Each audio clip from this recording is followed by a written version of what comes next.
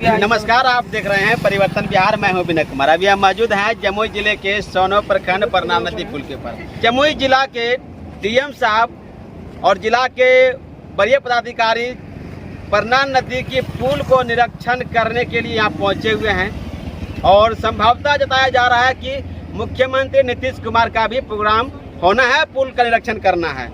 जैसा कि आपको बताते चले कि हमने कोशिश किया है कि यहाँ के डिस्ट्रिक्ट मजिस्ट्रेट जो डीएम साहब है उनसे भी पूछने का प्रयास किया, उनसे भी जानने का प्रयास किया। देखिए, इसका निरीक्षण आज ये जो कॉजवे है इसका हम लोगों ने किया है और ये क्षतिग्रस्त हो गया है, तो इसके लिए पुल निर्माण निगम की टीम भी भागलपुर से आई हुई है और उन्होंने इसका निरीक्षण कर लिया है और शीघ्र ही इसके लिए जो भी सुधारात्मक उपाय है 1 से 2 दिन में अंतिम रूप से निर्णय करके किया जाएगा। सर, मुख्यमंत्री आने का आगमन के लिए क्या वो सब लिखित में जब आएगा तब बताएंगे। सर, एक और सवाल है। 45 दिन से यहाँ पर लोग धरना दे रहे थे, कोई बड़ा पदाधिकारी इनकी बात सुनने के लिए नहीं आया? इससे डायरेक्टली रिलेटेड नहीं। हाँ सर, अभी डीएम साहब आए हैं, पुल का निरीक्षण किए हैं, क्या उम्मीद लगता है सर पुल बन पाएगा ना? आप सर, डीएम साहब आए हैं, निरीक्षण किए हैं, बहुत खुशी की बात है। ऐसा भी सुनने में आ रहा है कि हमारे मुख्यमंत्री महोदय जो पूरे राज्य का अभिभावक हैं जी, वह इस पुल को देखने आ रहे हैं। यह बहुत ही खुशी की बात है, लेकिन हम लोग जो 10 पंचायत के लोग हताहत हैं इस पुल को लेकर कि हम लोग कम से कम 1.5 लाख की आबादी में लोग एकदम पूरा हतोत्साहित हैं कि इस पुल के चलते हम लोग के उस पार के व्यक्ति ना किसी अच्छे डॉक्टर से इलाज करा पाते थे और न कोई तरह की सुविधा उपलब्ध हो पाती थी।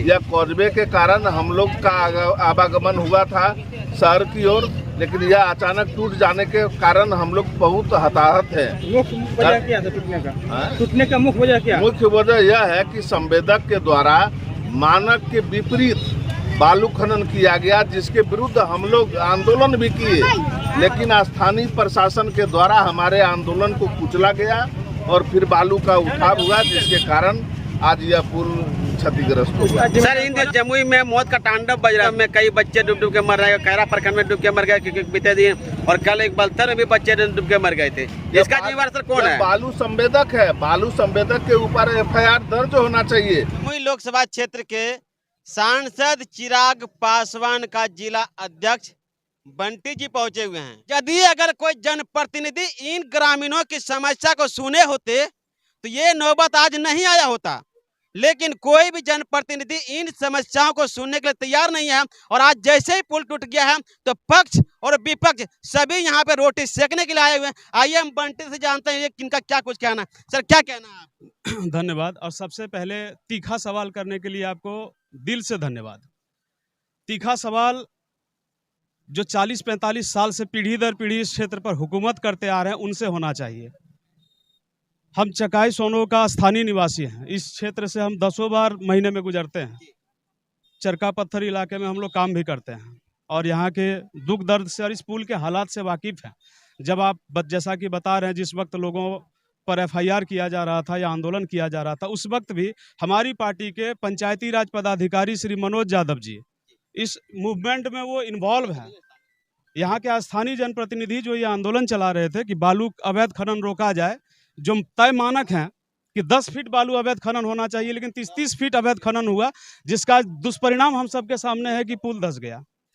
गर्मी के दिन में पीने का पानी लोगों को कमी महसूस हो गई, क्योंकि जलवायु परिवर्तन का दौर है, बारिश ऐसे भी कम होती है और ऐसे में अगर अवैध खनन बालू का किया गया, किलोमीटर पूरे बिहार में किया गया और इस इलाके में ज़्यादा किया गया।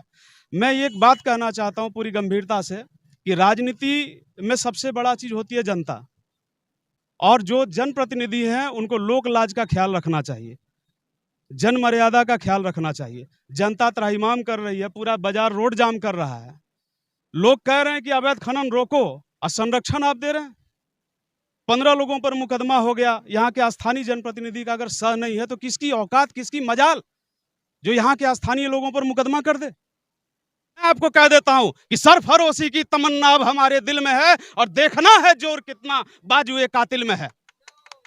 सर, उस वक्त आप लोग कहा, तो उस वक्त भी तो आ सकते थे जब सोनोबासी के जब FIR दर्ज हुआ था, उस वक्त आप कहाँ थे? उस वक्त भी हम यही थे, हमारा पूरा जन समर्थन था।